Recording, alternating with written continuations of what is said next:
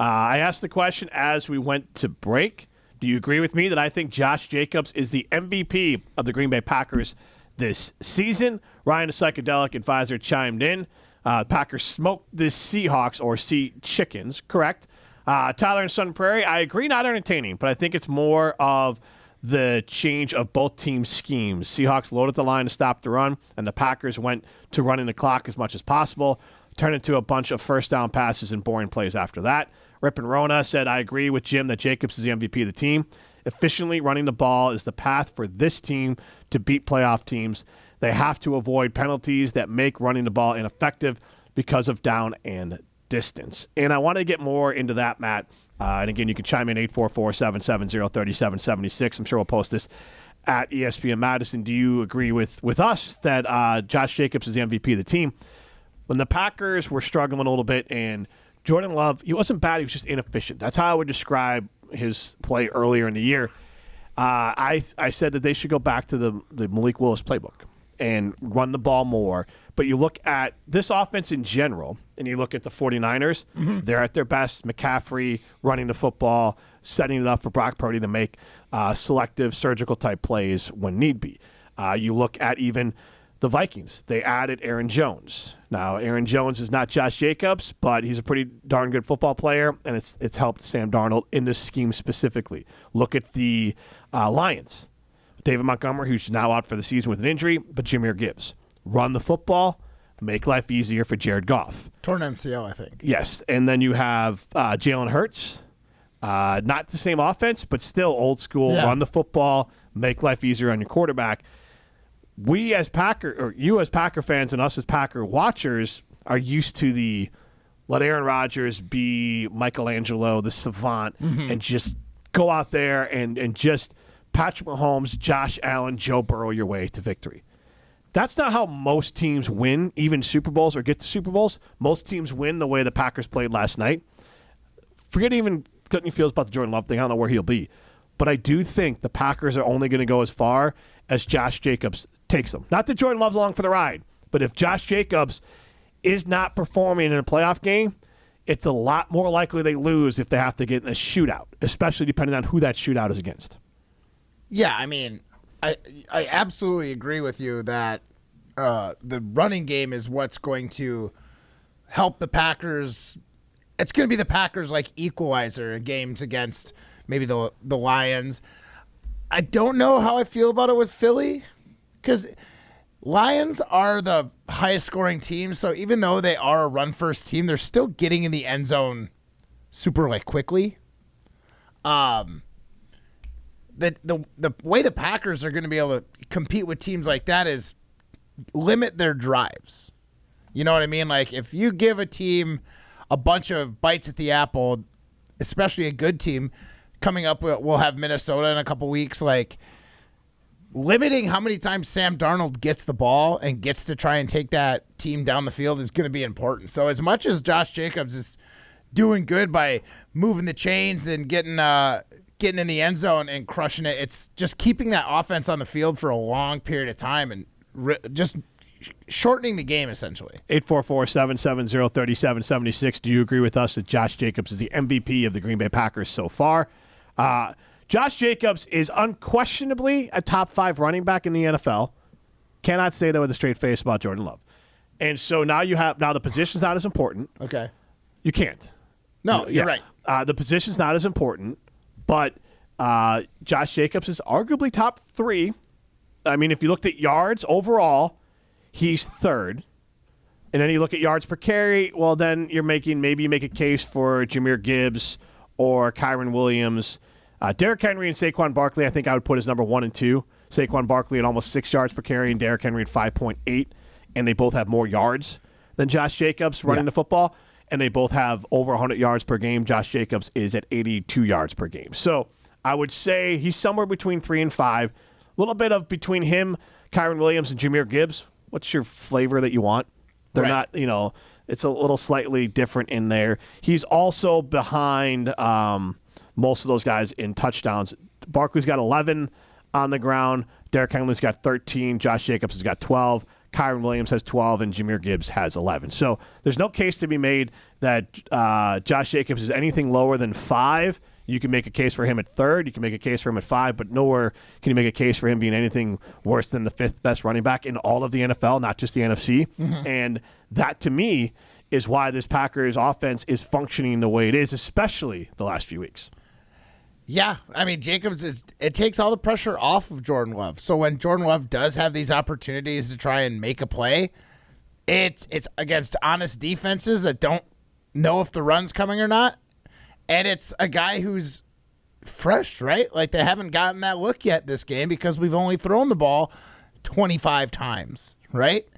So I think the big benefit here is a lot of these plays. I feel like when you throw a bunch of passes, just getting into the hole, trying to disguise the play pre-snap, working on different counts so like the defense doesn't have a total beat on when that ball is going to be snapped. It's like adding more moving parts to run the same play. The Packers are most efficient when Jordan Love doesn't have to worry about any of those extra moving parts. He knows where the guys are going to be, how to progress through his read, and how to drop a dime in there. There's no reason for him to overthink it or have to overwork it if you don't have to. If your running game's working, you only need to throw the ball 30 times. You don't need to add any of the like extra flair to your offense that could, get one of your offensive linemen to jump off sides or just make a dumb play. Jordan Love is at his worst when he has to be a playmaker, and that's most NFL QBs. He obviously has the big play moments. And he can be a playmaker, but I wouldn't quite bank on it yet. Right, most quarterbacks are at their worst when they're playmakers, but not saying he doesn't make plays. When he has a clean pocket and he makes an amazing throw, that's still being a playmaker in my opinion. It's when he's not a very mobile or rushing quarterback. You get him off his spot, he's not super athletic in a way that he can get away from the pass rush and make things happen or stress the defense. He's not really a threat running the football. And then he makes his dumbest decisions when people are around him and people are hanging off him, which can hurt the ability to throw the ball, all these different things. Rolling right. So, like, loves that crossbody throw rolling right. He believes in his arm a little too much at times. So that's when he's not a playmaker, a singular playmaker. He is a playmaker within the offense, which is not something that most quarterbacks can say they are. Like, he can make some amazing throws on time within this offense that most quarterbacks in this league can't make. When he is bad, it's when he is having to be the guy who is doesn't mean he never makes this play. People get caught, but when he makes the mistakes, it's when he's the guy running around trying to make a play, and then he does something dumb.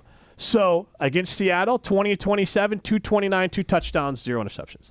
That's honestly the perfect game from Jordan Love. Perfect game plan from Matt LaFleur. Now you have Detroit, 200 yards, 12 of 20. That game was weird. 10-yard average, but like only 20 passes. Like, again, goes back to Jacobs as the MVP. That the team just wanted to get the ball to Jacobs. He played against Miami. A perfect game, in my opinion. 21-28, 274, 75% completion percentage, 2 touchdowns, 0 interceptions. San Francisco, that game was meh. I mean, he completed 56% of his passes, but again, only 23 balls thrown in the air. They were able to run it. It didn't matter.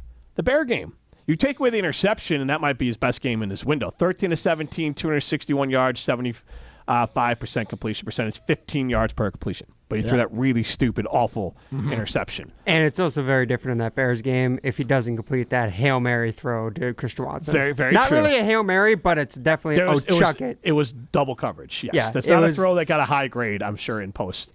But then Detroit, earlier in the year, 39 passes, not a good game. Then you had the Houston. He threw 33 passes. He threw 2 interceptions in that game. So an up and down game. He threw 32 passes against Arizona, threw a pick. He threw 54 passes, 3 picks against Minnesota.